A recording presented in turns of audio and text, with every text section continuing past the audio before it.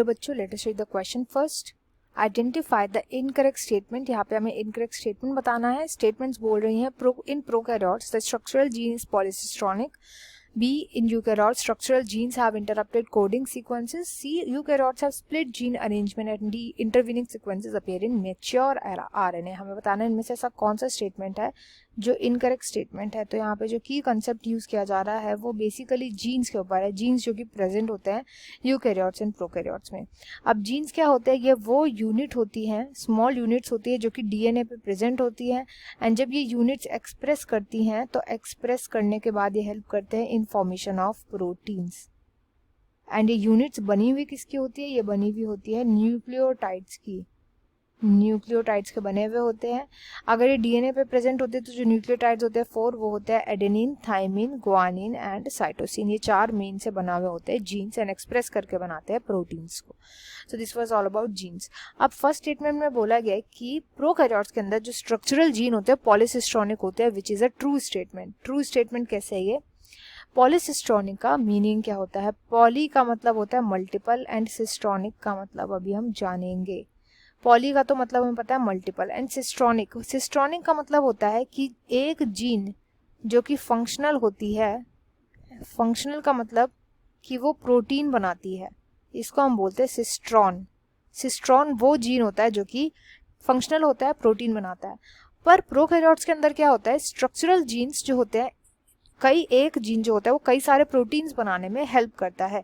लगातार प्रोटीन का फॉर्मेशन होता है इनके अंदर, कोई भी बीच में इंटरवीनिंग सीक्वेंसेस नहीं प्रेजेंट होते. इससे ऑप्शन एकदम करेक्ट है, ट्रू स्टेटमेंट है. इसको और अच्छे जानेंगे जब हम यूकैरियोट्स के बारे में पढ़ेंगे.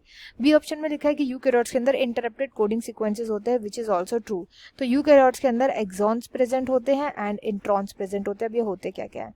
Exons and introns. Exons present होते हैं केवल और केवल प्रोकैरियोट्स के अंदर. एक्सॉन्स होते हैं वो रीजन्स जो कि प्रोटीन्स को बनाते हैं, वो सीक्वेंसेस जिनसे प्रोटीन बनते हैं.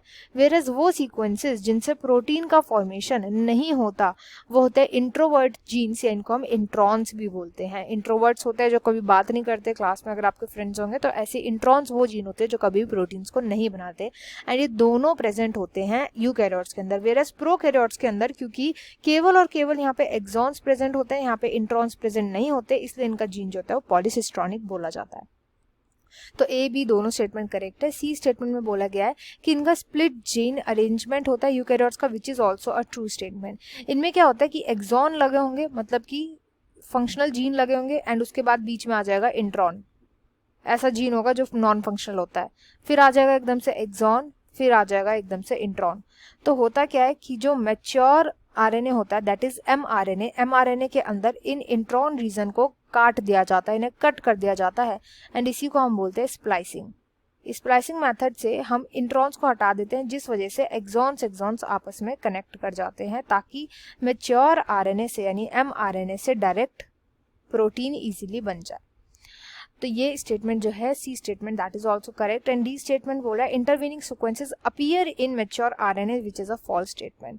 ड्यू टू स्प्लाइसिंग, क्योंकि हम स्प्लाइसिंग कर देते हैं, उस वजह से जो मैच्योर आरएनए होता है दैट इज एमआरएनए, एमआरएनए के अंदर कोई भी जो intervening sequences that is introns होते हैं वो अपीयर नहीं होते. इंट्रॉन्स यहाँ पे एब्सेंट होते हैं स्प्लाइसिंग कर देने की वजह से. जैसे कि मैंने अभी यहाँ पे आपको दिखाया कि एमआरएनए का ये स्ट्रक्चर होता है, इसके अंदर कोई भी इंट्रॉन्स प्रेजेंट नहीं होते. तो यहाँ पे जो इनकरेक्ट स्टेटमेंट है वो जाएगा option D, intervening sequences appear in mature RNA. I hope you understood well. Best of luck and thank you.